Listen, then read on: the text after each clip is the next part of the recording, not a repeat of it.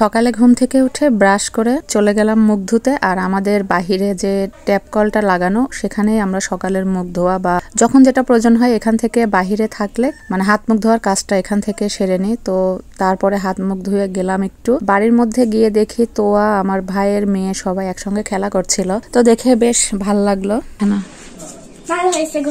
তোর কি কাজ করছিস? এতক্ষণ আমি দোলনাতে বসে বসে দোল খাচ্ছিলাম। এটা হচ্ছে জান্নাতের দোলনা।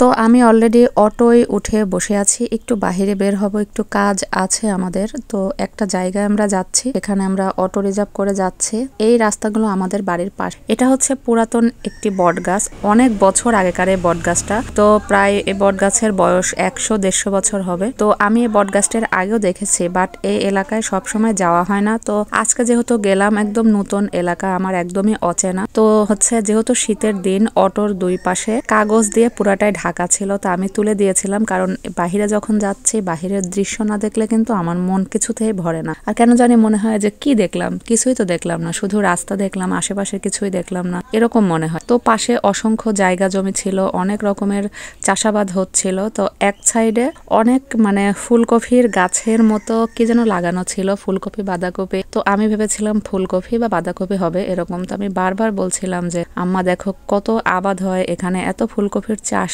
কিভাবে হয়। তো আমরা সবাই মিলে অবাক হচ্ছিলাম যে এতটা চাষ মানে আবাদ প্রত্যেকটা মানুষের জমিতে এরকম ফুলকপির চাষ হচ্ছে। এই যে এইগুলো মানে আমি তো অবাক যে এত পরিমাণ ভাল লাগছিল দেখতে ফুলকপির চাষ। যাই হোক, তো অনেক দূর যাওয়ার পরে আসলে দেখলাম যে এটা ফুলকপিও না, বাঁধাকপিও না, এটা হচ্ছে তামাক।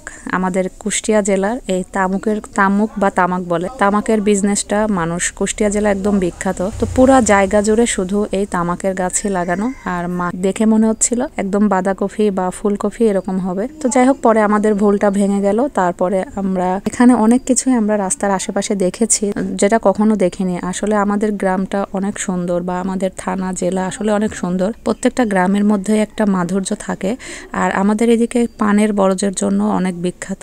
এখানে তামুক চাষ হয়, পানের চাষ হয়, সরিষার ক্ষেতের তো কোনো জুড়িই নেই। আগে যখন ছোটবেলায় সরিষার ক্ষেত দেখতাম, সরিষার ক্ষেতের জমি দেখতাম, তখন আমরা দৌড়ে গিয়ে ওখানে ছবি তোলার জন্য দাঁড়িয়ে থাকতাম। মনে হতো যে সরিষার ক্ষেতে হয়তো দাঁড়িয়ে ছবি তুললে ছবিগুলো ভালো হবে। এক সময় আমাদের বাড়িতেও পানের বরজ ছিল, কারণ আমার দাদা খুব পান খেত, তার জন্য পান লাগানো হয়েছিল, পানের বরজ বানানো হয়েছিল আমাদের বাড়ির পেছন সাইডটায়। তো আমরা জানি যে পানের বরজটা কেমন হয়, দেখতে কেমন লাগে, ভিতরে অসংখ্য পান থাকে, যেগুলো দেখতে খুবই ভালো লাগে। নতুন এলাকায় গিয়েছিলাম, দেখতে খুবই ভালো লেগেছে। আর পরবর্তী ভিডিও নিয়ে চলে আসবো আবারও জরনিস ব্লগে। আর পরবর্তী ভিডিওর আকর্ষণ থাকছে একটু ভিন্ন।